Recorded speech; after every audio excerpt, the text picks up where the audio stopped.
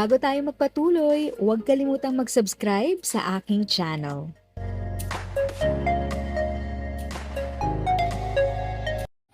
Thank you sa pag-click ng aking video. Good day po sa lahat ng mga nanonood. Sa mga bagong viewers at napadaan lang, by the way, I'm Tita Eda. Welcome to my channel. Ang channel na maghahatid sa iyo ng dagdag kaalaman tungkol sa government services, bagong mga balita at informative videos na galing sa legit na resources. Mag-subscribe na para updated ka.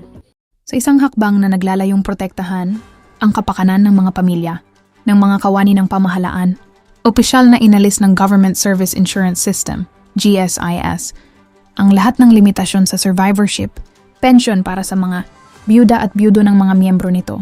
Ang desisyong ito na nilagdaan sa pamamagitan ng resolusyon ng GSIS Board ay nagsasaad na ang mga naiwan na asawa ay may karapatang tumanggap ng 50% ng buong pensyon na natatanggap ng kanilang yumaong esposo o esposa nang walang anumang takda sa halaga. Batay sa batas tungo sa makatarungang benepisyo, ayon sa pahayag ni GSIS Officer in Charge, President at General Manager Juliet Bautista, ang pagbabagong ito ay isinasagawa bilang pagsunod sa Republic Act No. 8291 o ang GSIS Act of 1997 na nagtatakda ng pantay na karapatan para sa mga benepisyaryo. Sa pag-aalis ng dating limitasyon, tinutupad natin hindi lamang ang batas kundi pati ang ating pangako na maging lifelong partner ng mga lingkod bayan at kanilang pamilya, gate ni Bautista. Bakit may pagbabago? Noong nakaraang mga taon, ang survivorship pension ay limitado lamang sa 50% ng sweldo ng isang Undersecretary, Salary Grade 8, na nagresulta sa mas maliit na halaga para sa mga benepisyaryo, lalo na kung mas mataas ang ranggo o pensyon ng yumaong miyembro. Halimbawa, kung ang pensyon ng isang retiradong miyembro ay mas mataas kaysa sa sweldo ng Undersecretary, ang naiwang asawa ay hindi nakakatanggap ng buong 50% ng aktwal na pensyon. Konkretong epekto ng reforma.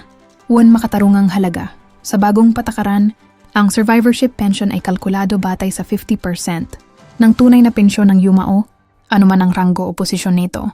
San retroactibong adjustment.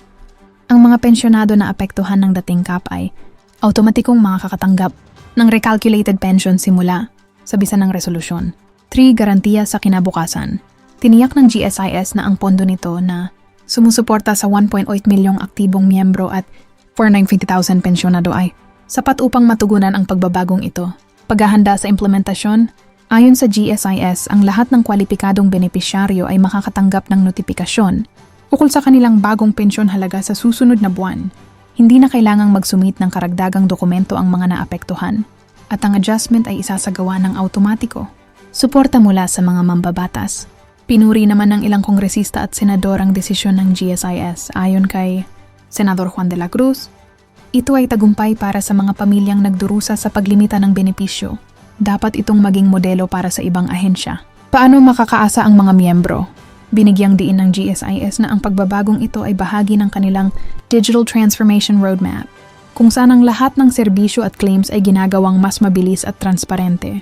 Sa pamamagitan ng GSIS Touch Mobile App, maaring itrack ng mga miyembro ang kanilang pensyon at benepisyo sa real-time. If sa tingin mo, natulungan ka ng video ko na ito, nakasave ka sa oras mo, you can click yung thanks button at any amount ay malaking help sa pag-grow ng channel ko. Yun lang po muna ang aking update. Sana ay nakatulong na dagdag kaalaman ang aking shinare today. Ang goal ng aking channel ay mag-create ng awareness. Kung ganitong mga topic ang gusto mo, panoorin mo ang mga videos ko na ito.